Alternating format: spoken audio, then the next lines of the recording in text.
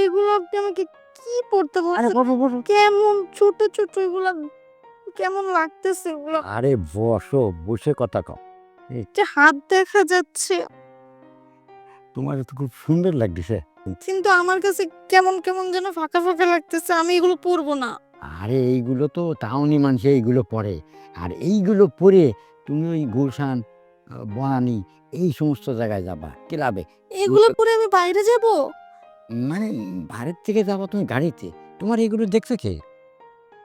তোমার গাড়িতে নিয়ে যাবো, আবার গাড়িতে নিয়ে আসবো। কোনো সমস্যা নেই। আর আর ঘটনা হইছে কি, মানে ওইখানে ক্লাবে যাইয়ে মানে ওইখানে এ ড্যান্স হবে, নাচ হবে, গান হবে।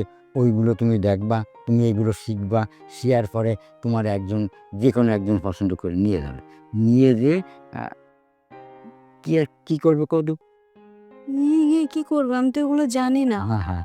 আরে নিয়ে যাবে পছন্দ করে, তারপর চা নাস্তা খাওয়ার জন্য, কত কি করার জন্য কাঁড়ি, কাঁড়ি টাকা দেবে তোমারে। তাই নাকি? হ্যাঁ, অনেক টাকা দিবে? হুম। আবার বেডরুমেও নেবে। ও, তারপর? বেডরুমে নিয়ে যা হয় বেডরুমে থেকে করবে। এ না, না, আমি এগুলোতে যাব না।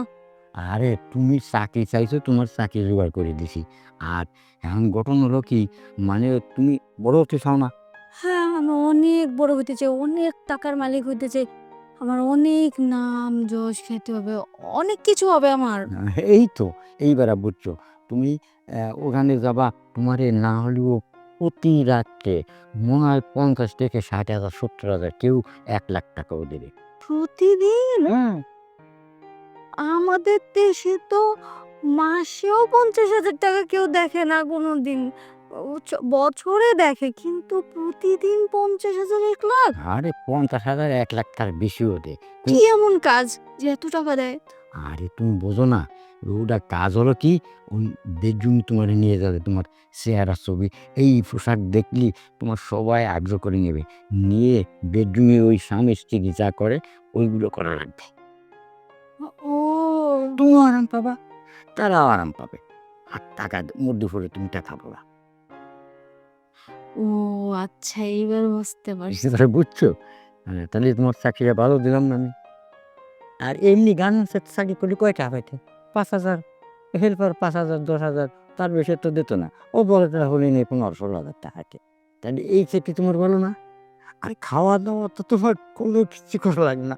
তোমার এই পোলাও, কুরমা, তুমি কত কি খাওয়াবে তা বলার মতন না।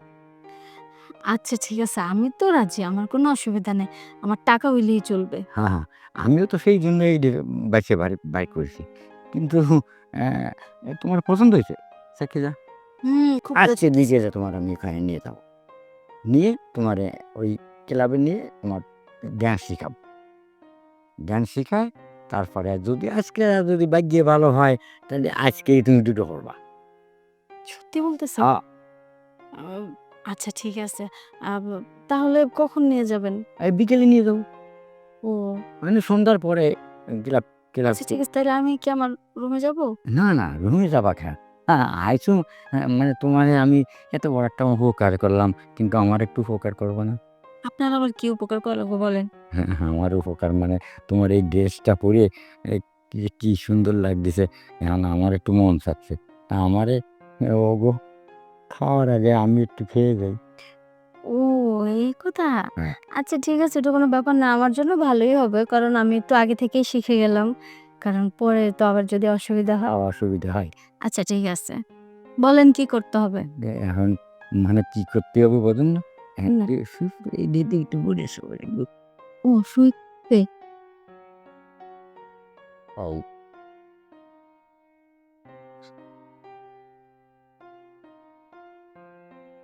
আচ্ছা তাহলে কি এবার আমি মানে পাস করে গেছি? হ্যাঁ, পাস করে গেছো? আর কোনো সমস্যা নাই? না, এইভাবে তাদের সাথে করবা। এইজন্য আমি তোমারে শিখিয়ে দিলাম আরকি। ঠিক আছে, আপনি যেভাবে বললেন ওইভাবেই হবে। হ্যাঁ, এটা কোনো সমস্যা নাই। আর এখন আর তুমি রুমে যাও। রুমে যেয়ে তোমার এটা যদি ভালো না লাগে, এটা বিকেলে পরে নে, পরে তারপরে তোমারে নিয়ে যাবান কি লাগবে। আচ্ছা ঠিক আছে। আমি তাহলে এখন রুমে যাই। হ্যাঁ, হ্যাঁ, যাও। ওহ, তাকে খাওয়ার আগে আমি খেয়ে দিলাম। ওখানে নিয়ে গেলে তো কামড়া কামড়িয়ে খাবে সবাই, কিন্তু আমি তো বাঘ পাবো না। তা আমার বাঘটা আগেই সারে নিলাম, কোনো সমস্যা নেই। ইস! জব্বর জিনিস, একবার জব্বর জিনিস।